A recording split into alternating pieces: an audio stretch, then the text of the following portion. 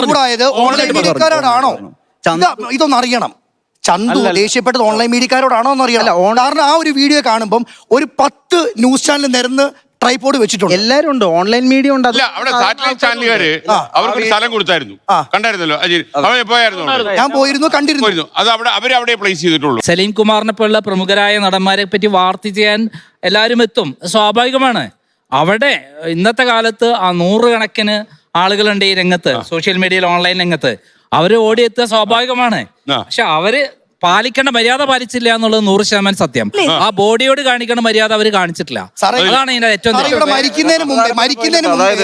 മരിക്കുന്നതിന് മുമ്പ് ആശുപത്രിയിലാണ് വയ്യെന്ന് അറിയുമ്പോൾ തന്നെ ന്യൂസ് കാർഡ് ഉണ്ടാക്കിയിടുന്നത് എത്ര പേരുണ്ടെന്ന് അറിയും.